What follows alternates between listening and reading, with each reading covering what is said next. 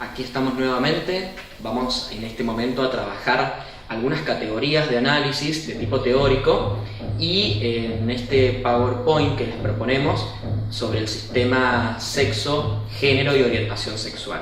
Es importante en este video en particular y en esta parte del módulo que la charla se vaya desarrollando a la misma vez que el PowerPoint, ya que las categorías de análisis en particular necesitan de una sistematización, que es la que hemos propuesto, para su mejor comprensión. Empezamos con algunos conceptos como son los que le dan nombre a esta presentación de sistema de sexo, género y orientación sexual. Cuando hablamos de sexo, estamos hablando de una realidad biológica, generalmente y principalmente de tipo genital, pero también de tipo cromosómica, hormonal. Sea como sea que estemos más orientados o poniendo el énfasis en lo genital, en lo hormonal o en lo cromosómico, son realidades físicas. Y la pregunta que orienta a la persona a la hora de definir o quizás caracterizar o quizás conceptualizar su sexo es ¿cómo naciste? Desde lo corporal, desde la corporalidad. Por lo tanto, lo que va a hacer una diferencia son diferencias biológicas. Este concepto de tipo corporal, de tipo biológico, puede o no coincidir con el de género, que es un sistema, o mejor dicho, una concepción de tipo cultural. Alrededor del género hay expectativas, hay estereotipos que se construyen social y culturalmente y que distribuyen roles, vestimentas, comportamientos, expectativas sociales a dos realidades que son los dos géneros, el masculino y el femenino. Tradicionalmente ha habido una identidad entre el sexo del macho, entre el sexo del varón y el género masculino, y entre el sexo de la hembra, entre el sexo de la mujer y el género femenino.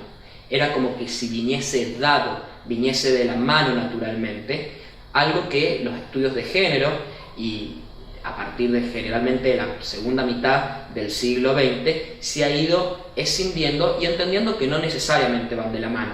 Por ejemplo, y más allá de que esto lo vamos a desarrollar en algunos minutos, es la realidad de las personas trans, donde la evolución, la identificación y la identidad de su género no tienen una relación o una forma de identificación plena con su realidad de tipo sexual o corporal.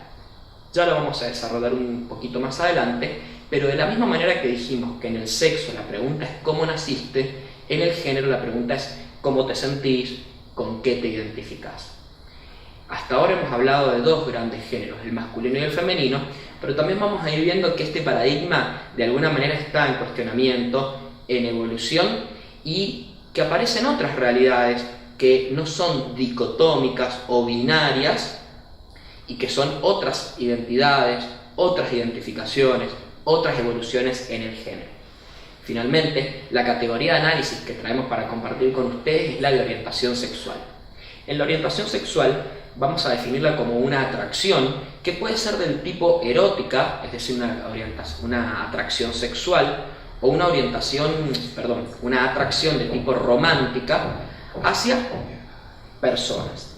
Es decir, una atracción física, sexual, o una atracción erótica, o ambas a la vez, y que está dirigida a uno solo, o a los dos géneros, o a todos. También lo vamos a ir desarrollando a medida que damos las categorías. Lo importante es que si en el sexo la pregunta es ¿cómo naciste? Y en el género la pregunta es ¿cómo te sentís? En la orientación sexual la pregunta es ¿hacia quién o quiénes sentís atracción? En el PowerPoint que hemos puesto a disposición de ustedes encontramos el sistema de sexo, género y orientación sexual y algunas filas que vamos a ir llenando.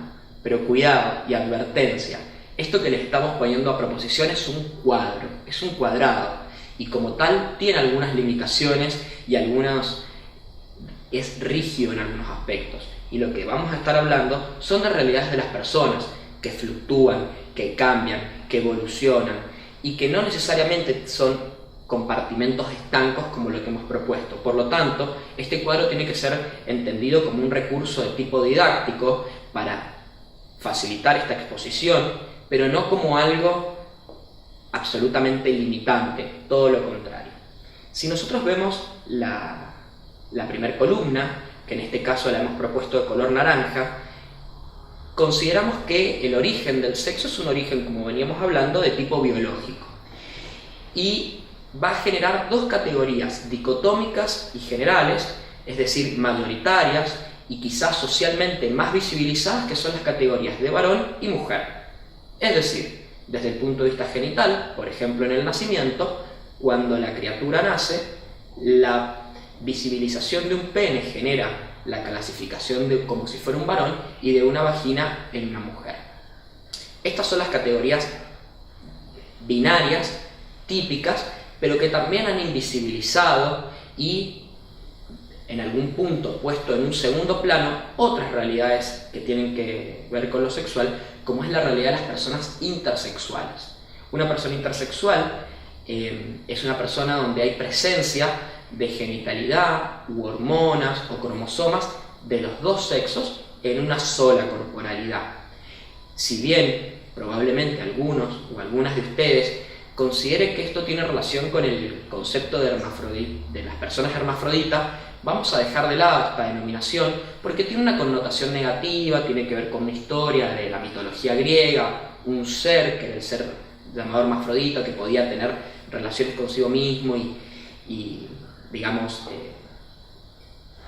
poder engendrar en sí mismo una realidad que no tiene nada que ver con el de las personas intersex, y por lo tanto consideramos que es una denominación quizás hasta morbosa y por lo tanto la dejamos de lado.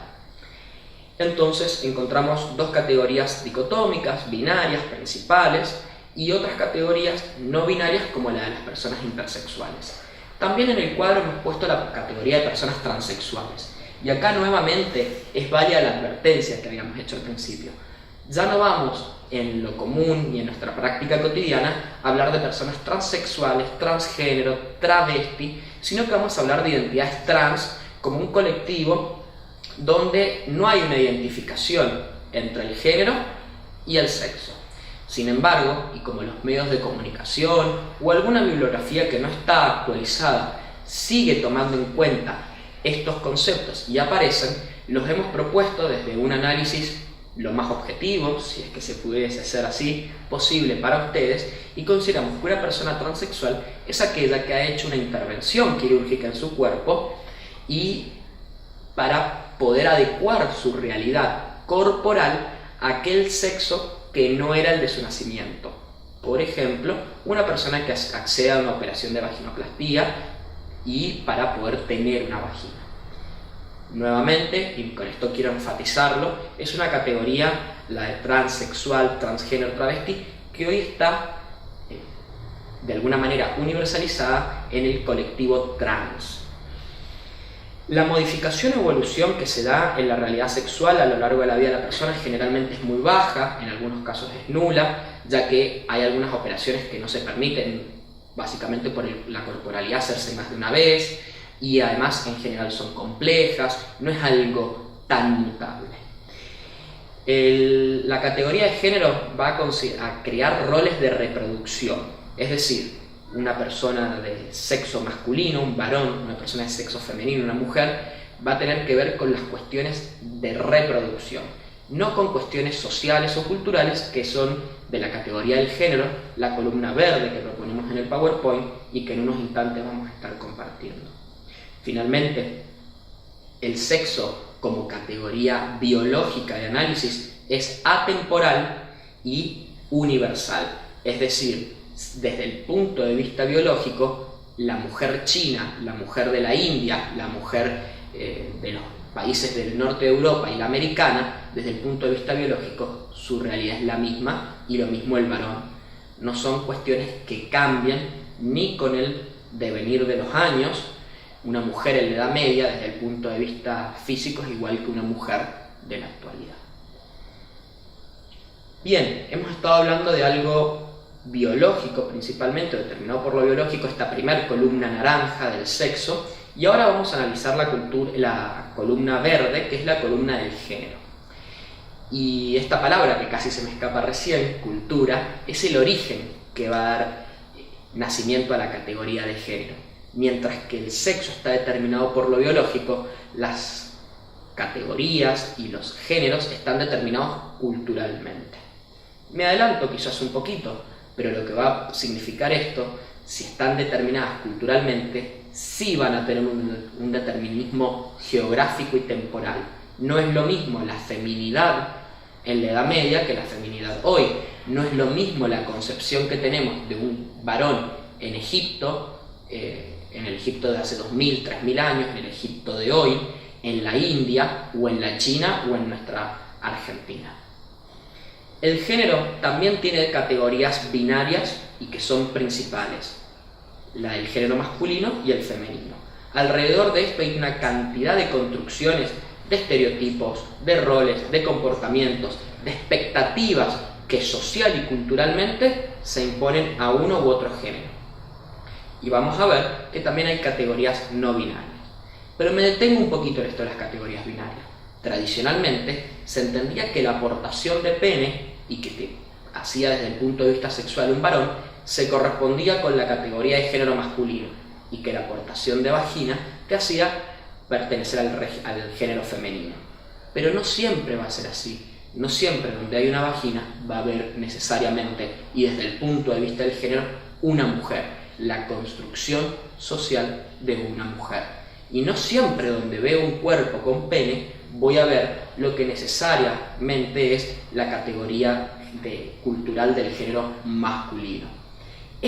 No identificación de aquella realidad corporal con roles sociales es la realidad de las personas trans.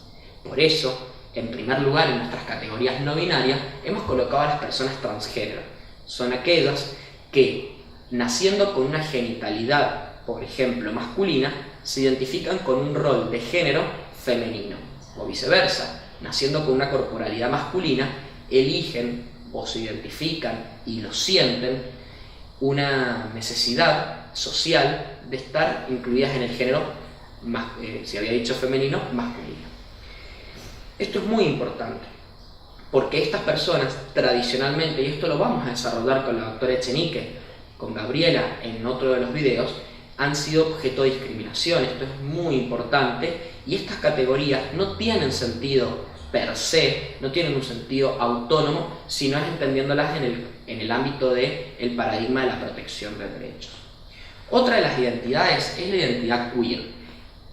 Es lo que habíamos hablado al principio, quizás, cuando yo había empezado a introducir todos estos temas que caen como una cascada de información, pero que a medida que se van desagregando son más fáciles de ir comprendiendo. El género queer, o las personas que se identifican con lo queer, quieren salir de este binarismo de masculino-femenino. Mientras que una persona transgénero, nacida con, por ejemplo, corporalidad masculina, elige o siente o se identifica con una vivencia del género femenina, la persona queer no le pasa esto. Va a tener elementos de ambos géneros y no va a sentir una identificación plena ni con uno ni con otro. En algunos países ya se está hablando del tercer género, pero algunas de estas personas queer nos dicen: no, tampoco queremos ser un tercer género, no queremos llevar el género con nosotras. Una persona transformista quizás no sea necesariamente una identidad de género, sino personas que hacen uso de las ropas, los comportamientos de otro género en el marco de un espectáculo artístico. Por ejemplo, una persona de género masculino que desarrolla un espectáculo artístico con vestimenta y con manerismos, conductas de lo femenino, pero circunscriptas a ese espectáculo artístico. Vemos cómo acá el género empieza a desprenderse del sexo y que su evolución sí es mucho mayor a lo largo de la vida de la persona, es modificable, es mucho más mutable que la realidad del sexo. Finalmente, vamos a decir que el género determina roles culturales, es decir, todas estas expectativas, profesiones, incluso a veces, roles familiares, de integración en comunidad, en clubes, trabajos, tienen que ver con comportamientos y vestimenta con la categoría de género. Finalmente, la columna azul que les hemos propuesto en el PowerPoint que estamos trabajando es la categoría de orientación sexual, y decimos que si el sexo tenía un origen biológico y el género un origen cultural, la orientación sexual tiene un origen de la atracción romántica u erótica, o romántica y erótica. Es decir, es esa atracción sexual que yo puedo tener por una persona, esa atracción sentimental o la conjunción de dos. Siento deseo sexual y erótico, o mejor dicho, sexual, erótico y afectivo hacia la misma persona. En la orientación sexual también genera sus categorías binarias, principales, y sus categorías no binarias. Las categorías binarias en la orientación sexual son las personas heterosexuales y las personas homosexuales. Son los dos, si se quiere, grandes grupos y que han estado en la esterilidad de la escena de las orientaciones sexuales. No quiere decir que socialmente tengan la misma importancia, o mejor dicho, la misma valoración. Esa es la palabra que estaba buscando, valoración. Generalmente, las personas homosexuales han sufrido mayor discriminación, violencia, pero son las dos categorías binarias, definidas en contraposición: heterosexualismo y homosexualismo, como categorías, si se quiere, diferenciadas.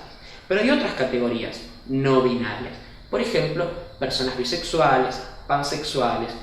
Las personas bisexuales, si tuviéramos que elegir una definición, que repito, ya creo que por tercera o cuarta vez, siempre son un poquito las definiciones limitantes y arbitrarias, vamos a decir que una persona bisexual es aquella que puede sentir atracción por uno u otro género, mientras que las personas pansexuales las definimos como aquellas que sienten atracción por los géneros en general, y no solo por el masculino y el femenino, sino por las personas trans, por las personas queer. Estas categorías, y a riesgo de ser muy repetitivo, son un poco arbitrarias, y probablemente lo más importante sea pensar o determinar cómo siente su sexualidad y su identidad de género cada persona. Estas definiciones que estamos dando son un poquito abstractas y tratan de englobar la generalidad de los casos. Una persona sexual, que es la última de las categorías no binarias que hemos elegido en este cuadro, es aquella que no siente una atracción hacia nadie en particular. Al igual que el género, la orientación sexual también es modificable, cambia y evoluciona, o no, pero puede cambiar y evolucionar a lo largo de la vida de una persona. Y la orientación sexual va a generar roles de amorosos o eróticos, es decir, nuestra orientación sexual lo que hace es decirnos cuál es nuestra conducta social en cuanto a con quién sentimos atracción erótica, afectiva o ambas a la vez. Y también están determinadas geográfica e históricamente. No es lo mismo la práctica sexual o la orientación sexual homosexual en la Edad Media que la que puede ser hoy. El pansexualismo, como quizás no era una realidad vivida, experimentada o incluso visibilizada hace 500 años, como lo es hoy, y no es lo mismo en la mayoría de los países de tipo occidental que en algunas sociedades orientales. Ahora sí les ofrecemos y ponemos a su disposición una práctica. Es la diapositiva que tiene un color rojo de fondo, donde hemos puesto los conceptos de sexo biológico, género, identidad de género, expresión de género y orientación sexual. A partir de allí se encuentran con 3 columnas: verde, violeta y alguna de un color naranja amarronado. Mi propuesta es que ustedes lean estos conceptos, pongan pausa al video si lo necesitan y me comenten con cuál de las columnas consideran que es la que se condice con esas definiciones. Entonces, el sexo biológico, el género, la identidad de género, la expresión de género y la orientación sexual están correctamente definidas en la columna amarilla, en la verde o en la naranja de tipo amarronado. Pongan pausa y acompáñennos en este ejercicio de poder resolverlo. Bien, si han sacado la pausa y siguen viendo el video y adelantan en el PowerPoint, van a ver como una especie de muñequito de jengibre, que la verdad que es un recurso didáctico muy útil para entender algunos conceptitos. Y la verdad, también les puse una trampita. porque habíamos desarrollado el concepto de género, el de orientación sexual, el de identidad de género, pero no habíamos desarrollado el de expresión de género. Entonces, de alguna manera, quizás tuvieron que deducirlo a la hora de hacer el ejercicio. Este muñequito de jengibre nos ayuda un poco a entender qué es la expresión de género. Es la manera en que comunicamos a las demás personas nuestro género, nuestro sentir.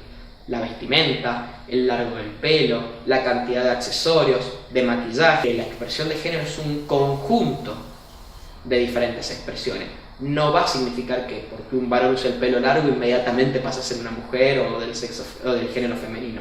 No, es la conjunción de eso y la interpretación que de eso hace cada una de las sociedades, con lo cual reafirma la expresión de género, reafirma que la conducta y el género son cuestiones que están determinadas geográfica e históricamente.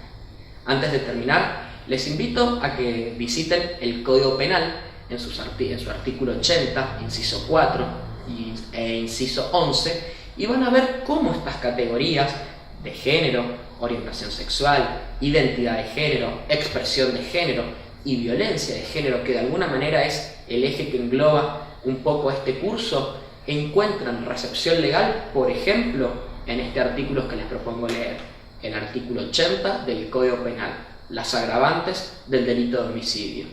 En el 84 vamos a encontrar los delitos de odio de género y en el 80-11 el femicidio. Entonces, y una pequeña reflexión, estas categorías que parecieran abstractas, que parecieran por momentos incluso de alguna manera impuestas al derecho, tienen recepción legal y tienen consecuencias. Es algo para que pensemos y, por qué no, dar también letra en el foro. Muchas gracias.